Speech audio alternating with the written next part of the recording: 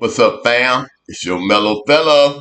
Hey, I thought I would put together a video and upload it because it appears, for whatever reason, my live streams experience things that's, not normal. Let's put it like that.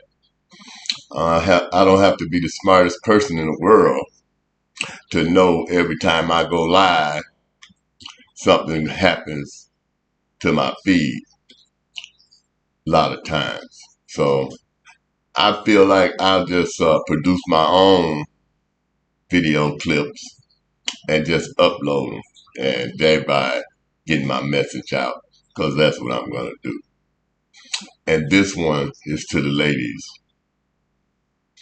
It's just sad. Men are gone and we're not coming back. Whatever it is that's on your mind that's making you believe that you're some type of a prize for any man to have is absolutely delusional. That's where we get that word from. And it's just sad. No man wants a masculine, aggressive woman. Men want softness. Men want femininity. Men want agreeableness. Men want cooperation. And if you're not able to provide that, you're not suited to be with a man. And it's sad that we have to come on this internet. It's many men that's afraid to speak up because feminism is so strong and the attacks that happen to men is just, unprecedented. But I'm not afraid. You can't scare me. I'm one of them guys you can't scare. And for all of you masculine women that believe that you can control men, that's why you're dying alone. Look at you. You look pitiful. You look pitiful. 50, 60 years old on the internet crying. I need my person. I need my person. It's too late, baby. It's over with for you. You had many, many chances, but you blew them. Now, you regret it. Feminism. It is what it is. We don't care no more. That's what y'all don't understand. We don't care. And I'm not in the game, seeking relationships personally, but I see what's going on. I have eyes. I'm in tune with the internet. I'm in tune with society. And y'all out of pocket. Femininity. Femininity, not feminism. Two different things. And it's unfortunate most of you will be left behind. If the women today can't see the Vivica Foxes, the Kimberlys, and all of the rest of these women, they are successful black women, but they are alone. No man wants them. You don't get it. Young girls, don't listen to these aunties. Don't listen to these grannies. You'll be by yourself, just like them. And that's it. That's all I got to say to you women. I was coming on here this week. We kicking off Black History. And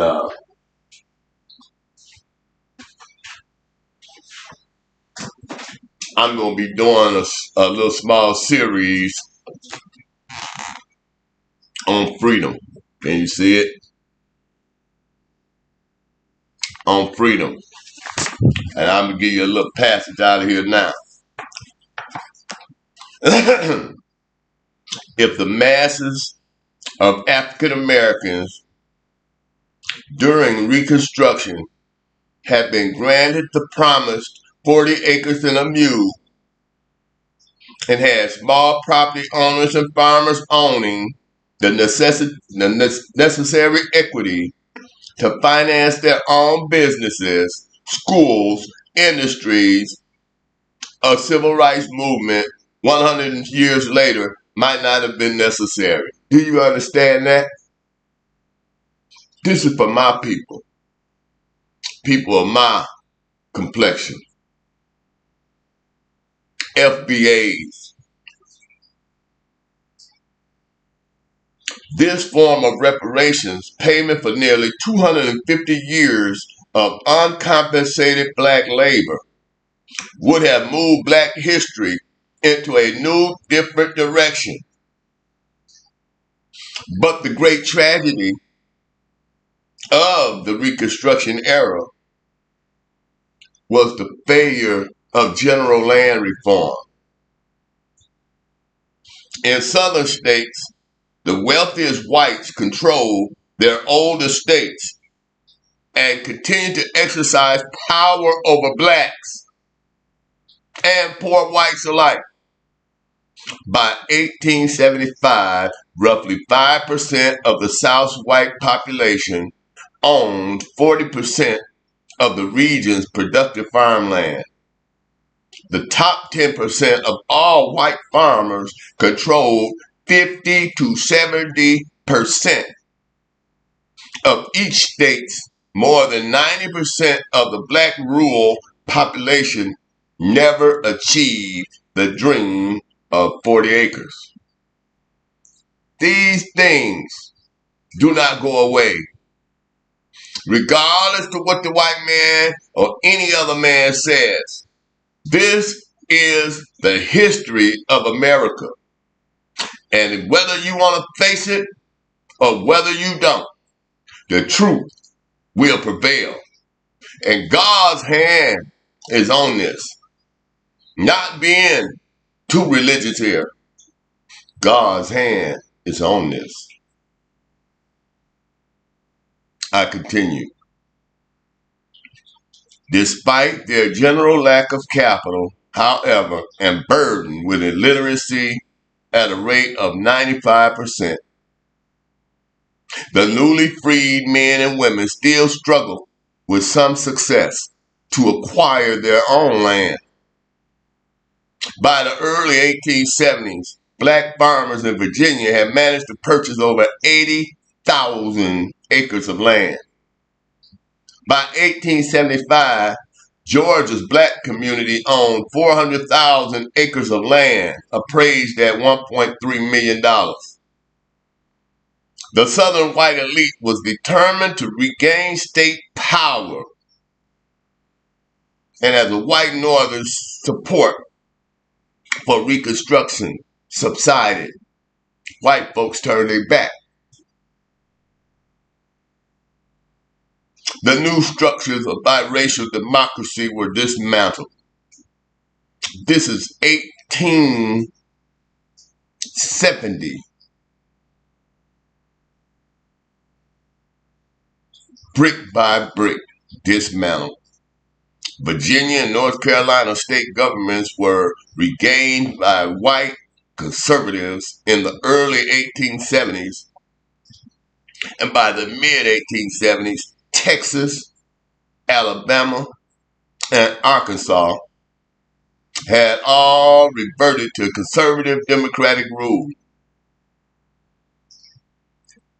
In the presidential election of 1876, Democratic candidate Samuel J. Tilden defeated the Republican Rutherford B. Hayes in the popular vote.